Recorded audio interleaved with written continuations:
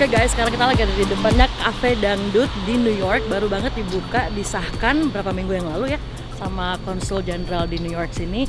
Dan kita mau ketemu dengan Menteri Pariwisata dan Ekonomi Kreatif dari Indonesia. Jadi kalian ikutin keseruan kita ya. Guys, kita lagi seru-seruan nih di Cafe Dangdut dulu ya. Oh my god. Ini bagus ya kalau cuma pakai baju. Iya ya, ampun ya. Ini keren banget. Ini Indonesia semuanya ada. Of course ya, UMKM Indonesia keren banget. Ini UMKM Indonesia. Boleh dilanjut? Ya ikan. Udah kayak hilang ya.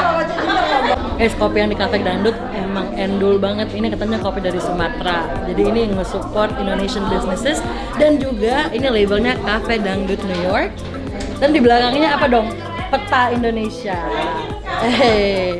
Ada juga Wonderful Indonesia loh. Tuh lihat nggak? Jadi kita apa aja yang support bisnis Indonesia, UMKM, UKM kita tetap support. Dari jauh juga pun kita tetap support ya. Jadi biar semoga Indonesia selalu maju. Assalamualaikum. Selamat datang. Halo Pak Esti. Halo Mas Andi Amanda dari Keeping It Indo. Keeping It Indo. Nice to meet you. Ya.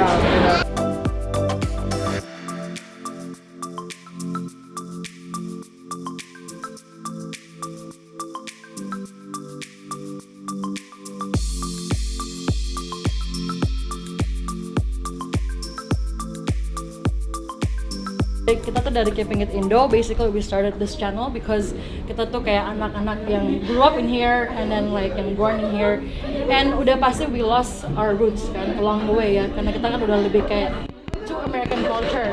Jadi kita bikin channel ini untuk ngedip lagi rootsnya kita.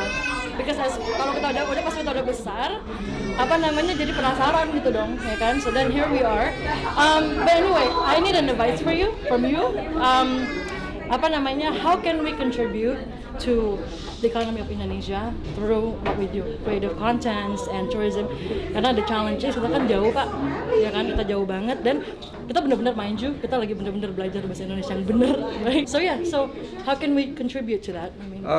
Pertama-tama saya ingin ucapkan terima kasih kepada Keeping It Indo yang sebetulnya sudah melakukan sosialisasi, lebih meningkatkan awareness, juga mempromosikan tentang Indonesia.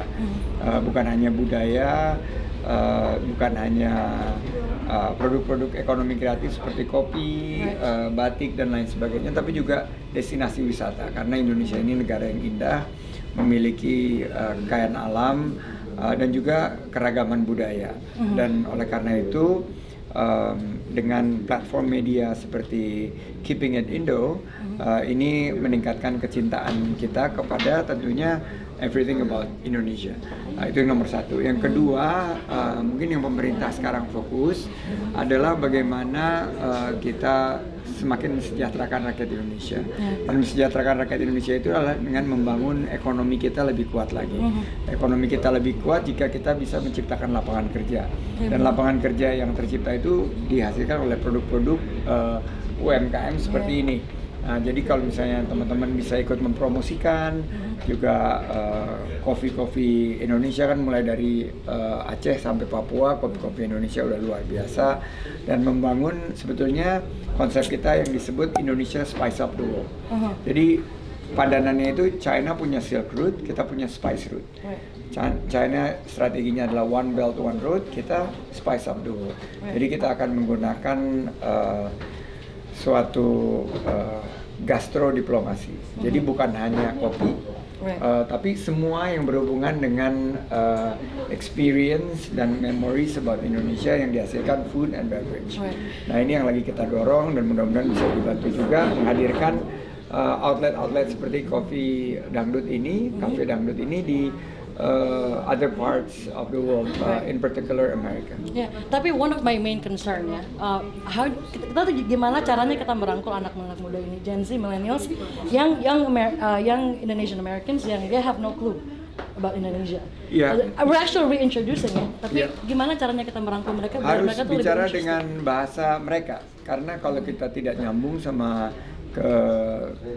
kesukaan mereka, kan Gen Z ini suka games misalnya. Right. Kita harus mengintroduce games yang sangat relevan. Kalau dulu mereka mungkin main gamesnya adalah games Mobile Legends atau PUBG. Kita harus ciptakan games yang menarik, mengangkat budaya-budaya Indonesia, misalnya Manguni Squad. Manguni Squad itu is a game that was developed tapi menggunakan bahasa dari Manado, bahasa dari Indonesia. Jadi sekarang ini kita malah ada yang disebut sebagai bahasa Jakarta Selatan, yaitu bahasa mengcombine bahasa Inggris dengan bahasa Indonesia dan bahasa pergaulan keseharian. Jadi dengan begitu kita akan lebih dekat, kita akan lebih bisa menarik perhatian Gen Z dan millennials. I have two kids who are Gen Z. Gimana caranya mereka tetap tertarik? Kita ciptakan konten-konten yang mereka sangat tune in, terutama berkaitan dengan environmental concern, mengenai anything about health, gaya hidup sehat, olahraga. They're crazy about sports. Yeah, for sure. Sports yang bisa dimainkan maupun sports yang menjadi rekreasi. Jadi hal-hal seperti itu yang kita lakukan. One more question, Pak. I mean, you mentioned Manado kan? Saya dari Minahasa. Kita orang semua bersaudara. Orang sama saudara ya. Jadi cuma numpang lahir and then I came here. Okay. Tapi one thing. Tapi your Indonesian is better. Indonesian is very Yeah, good. actually I spent maybe 4 years learning Indonesian. Dia gurunya, Amira Alatas. Amira Alatas ya, bagus bahasa Indonesia. Iya, jadi sampai benar-benar nggak ada accent. Tapi one thing, how can we boost economy yang di Minahasa? Kalau di Minahasa, Or how can we contribute dari luar? jadi dari luar, ini Presiden Joko Widodo sudah menentukan 1 dari 5 destinasi super prioritas itu ada di Minahasa Utara, yaitu Likupang. Oh, di Likupang. Di Likupang bukan itu Menakan ya? Bukan, justru okay. Likupang, tapi Likupang ini destinasinya juga meliputi Manado. Jadi secara totalitas dapat Bitung juga, Ya, Bitung. dapat mungkin Saya dari Langowan, so. dari Langowan, dari Tomohon juga dapat. Yeah. Jadi semua provinsi Sulawesi Utara ini sekarang menjadi fokus daripada pengembangan destinasi super prioritas. Jadi kita membangun infrastruktur ya. Nah, teman-teman di sini bisa ikut mempromosikan wisata bahari, karena di Sulawesi Utara termasuk Minahasa Utara ini wisata baharinya is world class. Jadi kita harus bantu promosi, kita harus bantu investasi. Right. Membawa investor-investor dari sini untuk berinvestasi di Sulawesi Utara. Gubernur Oli Dondong KB sekarang sangat membuka diri dan membuka kesempatan untuk para investor untuk invest di Sulawesi Utara, menciptakan lapangan kerja sehingga membangkitkan kesejahteraan. Kita kemarin ngebahas pohon seho, Pak. Ternyata itu benar-benar kayak it makes a big difference di environmentnya Manado, Minahasa. Yes, exactly. And the largest yang terbesar pembangkit listrik berbasis surya itu ada di Likupang. Oh, ada di Likupang. Jadi desa-desa wisatanya seperti Marinso, Desa Pulisan. Itu aja saya belum pernah dengar. Nah itu keunggulan. Jadi bukan hanya kita datang ke hotel-hotel yang megah, tapi menikmati alam pedesaan, dan yang objek wisata yang dijual itu adalah justru keseharian masyarakat di sana, di pedesaan seperti apa. Ini menjadi tren terbaru, quality and sustainability type. Right.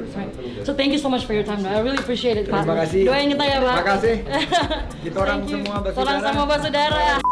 Thank you so much everybody for watching this video. Terima kasih untuk Bapak Menteri Sandiaga Uno udah meluangkan waktu untuk kita Keeping It Indo, udah mensupport kita, udah mengajarkan kita, ngasih kita advice gimana caranya kita ngerangkul anak-anak muda, Gen Z, millennials yang ada di Amerika, khususnya yang Indonesians yang ada di luar negeri, dan gimana caranya kita nge-boost ekonomi Indonesia, ekonomi kreatif Indonesia, pariwisata Indonesia. Jadi kita banyak banget belajar dari Bapak Menteri. So thank you so much everybody. Jangan lupa like, comment, dan subscribe kalau belum pada subscribe. Nanti kita ketemu lagi di video selanjutnya. Bye!